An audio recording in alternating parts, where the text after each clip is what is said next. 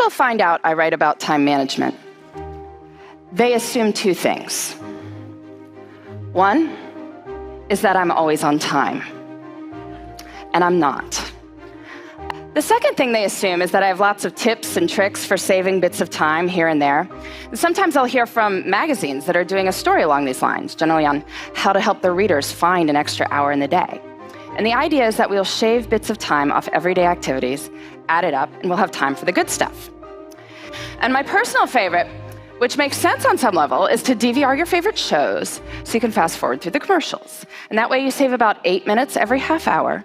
So in the course of 2 hours of watching TV, you find 32 minutes to exercise, which is true. You know another way to find 32 minutes to exercise? Don't watch 2 hours of TV a day, right?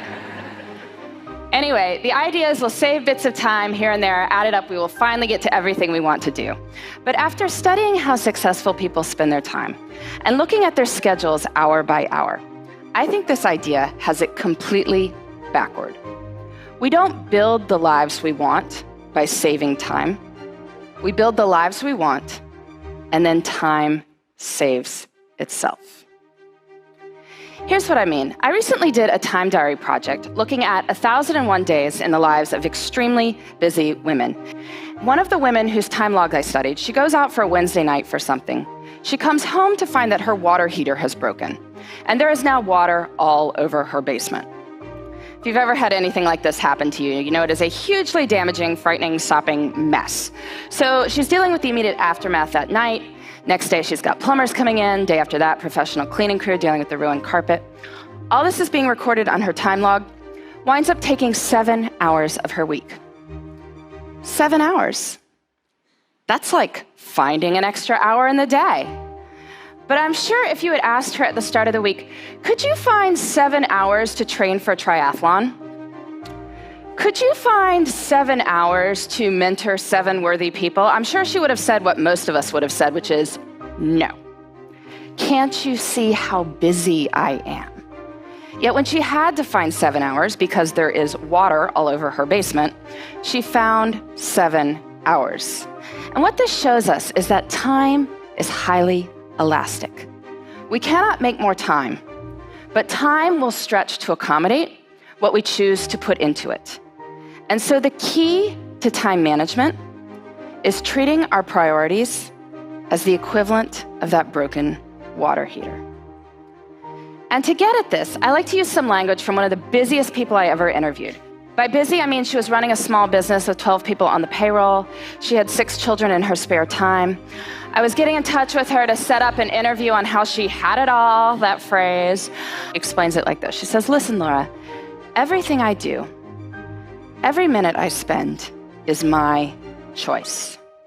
And rather than say, I don't have time to do X, Y, or Z, she'd say, I don't do X, Y, or Z because it's not a priority. I don't have time often means it's not a priority. If you think about it, that's really more accurate language. I mean, I could tell you I don't have time to dust my blinds, but that's not true. If you offered to pay me $100,000 to go dust my blinds, I would get to it pretty quickly. Since that is not going to happen, I can acknowledge this is not a matter of lacking time.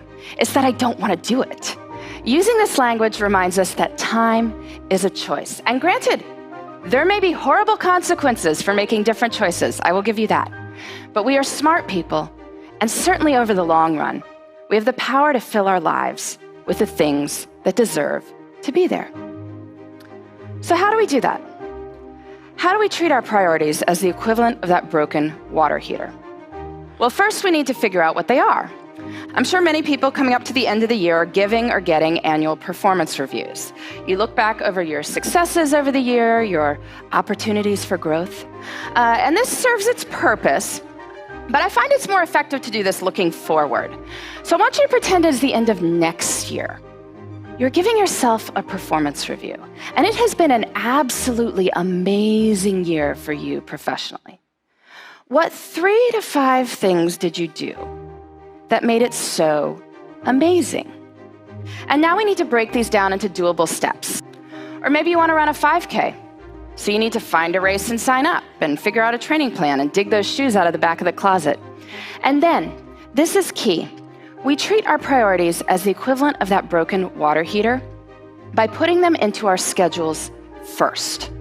I find a really good time to do this is Friday afternoons. Friday afternoon is what an economist might call a low opportunity cost time. Most of us are not sitting there on Friday afternoon saying, I am excited to make progress toward my personal and professional priorities right now. But we are willing to think about what those should be. So take a little bit of time Friday afternoon, make yourself a 3-category priority list: career, relationships, self. Making a 3-category list reminds us that there should be something in all 3 categories. Career we think about, relationships, self, not so much. But anyway, just a short list, 2 to 3 items in each. Then look out over the whole of the next week and see where you can plan them in. Where you plan them in is up to you. And I know this is going to be more complicated for some people than others. But I do think that the numbers I am about to tell you are empowering. There are 168 hours in a week. 24 times 7 is 168 hours. That is a lot of time. If you are working a full-time job, so 40 hours a week, sleeping 8 hours a night, so 56 hours a week, that leaves 72 hours for other things. That is a lot of time. You say you're working 50 hours a week, maybe a main job and a side hustle. Well, that leaves 62 hours for other things. You say you're working 60 hours. Well, that leaves 52 hours for other things. Anyway, in 168 hours a week, I think we can find time for what matters to you. If you want to spend more time with your kids, you want to study more for a test you're taking, you want to exercise for 3 hours and volunteer for 2, you can. And that's even if you're working way more than full-time hours. So we have plenty of time, which is great, because guess what? We don't even need that much time to do amazing things. But when most of us have bits of time, what do? Pull out the phone, right? Start deleting emails, or otherwise we're puttering around the house or watching TV.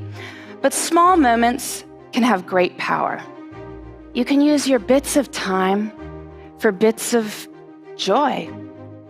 Maybe it's choosing to read something wonderful on the bus on the way to work. I know when I had a job that required 2 bus rides and a subway ride every morning, I used to go to the library on weekends to get stuff to read. Made the whole experience almost enjoyable. Breaks at work can be used for meditating or praying. It's about looking at the whole of one's time and seeing where the good stuff can go. I truly believe this. There is time. Even if we are busy, we have time for what matters. And when we focus on what matters, we can build the lives we want in the time we've got.